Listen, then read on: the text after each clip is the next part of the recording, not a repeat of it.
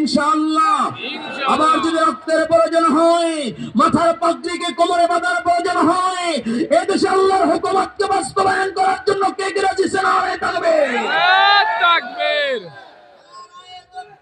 আল্লাহু আকবার, আল্লাহু আকবার। ঘরে ঘরে চলো, ঘরে ঘরে চলো। সাবিলুনা সাবিলুনা, আল জিহাদ, আল জিহাদ, তরিকুনা তরিকুনা, আল জিহাদ, আল জিহাদ। নারে তাকবীর, আল্লাহু আকবার। এই আওয়াজ দিয়ে তো আসলে বিজয় আনা বড় কষ্টকর। আমার নবী 313 জন নিয়ে বদর প্রান্তরে গিয়েছিলেন, আর এই 313 জনের হুঙ্কারে গোটা কাফের বেঈমানের হৃদয়ে কম্পন শুরু হয়ে গিয়েছিল।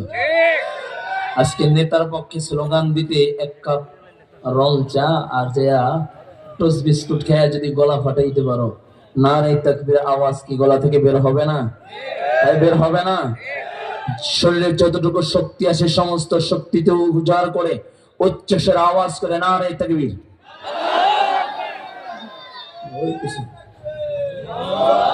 পিছনের বেড়ে তাকবীর দেয় না।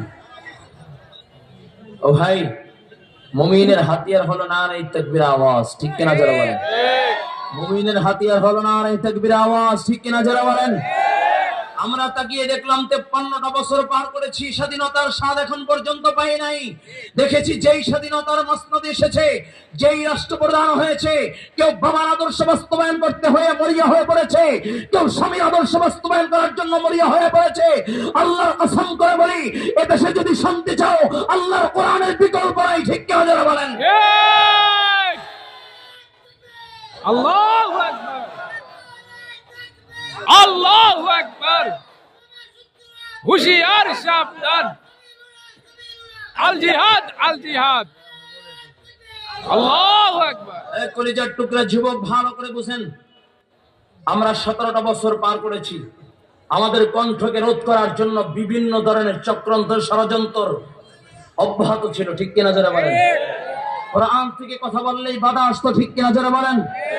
ক্ষমতায় থাইকা বাধা দিয়েছে, আর আজকাল এখন দেখি এক পর্যায়ে কিছু কিছু আছে যারা এখন পর্যন্ত ক্ষমতায় যায় নাই, এখন এই কোরআনের কথা বললে বাধা দেয়, ঠিক কিনা যারা বলেন? আল্লাহু আকবার। হুশিয়ার, সাবধান। আল্লাহু আকবার। গত 15 তারিখ লালমনিরহাটে গিয়েছিলাম। বর্তমান সময়ের যারা আলোচিত সমালোচিত টেন্ডারবাজ আর চাঁদাবাজের যারা পিএইচডি অলরেডি কয়েকদিনে আলহামদুলিল্লাহ পিএইচডি করে ফেলেছেন, নতুন স্বৈরাচার যাকে বলা হয়েছে, এই নতুন স্বৈরাচারের কিছু এজেন্ট ওইখানের বিএমপি পদপ্রার্থী, আমি যখন আলোচনা করতেছিলাম, ব্যাস দলবল নিয়ে আসলো। আমি মোনাজাতে হাত উঠেছি, সে বক্তৃতা দিবে, আমি বক্তৃতা দিতে দেই নাই কেন? এই জন্য আমার উপরে অ্যাটাক করেছে। আগে মানুষ বলতো আওয়ামী লীগের চেয়ে বিএনপি একটু ভালো, আর এখন মানুষ বলে আওয়ামী লীগের চেয়ে আরো জঘন্য, ঠিক কিনা? আওয়াজ করে বলেন ঠিক কিনা? মূল কথা এটাই, কোরআনের বাইরে যারা চলে তারা একটাও ভালো নয়, হাদিসের দুশমন, আল্লাহর নবীর দুশমন, ঠিক কিনা যারা বলেন? আমি বড় অবাক হয়ে যাই, আমি বড় অবাক হয়ে যাই। আপনি একটা দলের মহাসচিব হয়ে বলেন কোরআনের সাথে রাজনীতির কোনো সম্পর্ক নাই। আমরাও বলতে চাই, মির্জা ফখরুল, মির্জা ফখরুল, বাংলাদেশের মুসলমানের সাথে তোর সাথে কোনো সম্পর্ক নাই। আওয়াজ করে বলতে হবে, ঠিক কিনা যারা বলেন? কোরআনকে মাইনাস করলে রাজনীতি থাকে না, ঠিক কিনা যারা বলেন? কোরআনকে মাইনাস করলে সেটা আর রাজনীতি থাকে না, সেটা প্যাটনীতিতে পরিণত হয়, ঠিক কিনা যারা বলেন? কোরআনকে মাইনাস করলে সেটা আর রাজনীতি থাকে না, সেটা হলো স্বৈরাচারে পরিণত হয়, ঠিক কিনা যারা বলেন?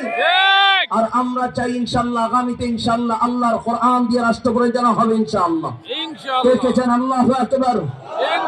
আরো যারা নারে তাকবীর, আল্লাহ কবুল করেন, বলো আমিন। আরো যারা বলেন আমিন। লা ইলাহা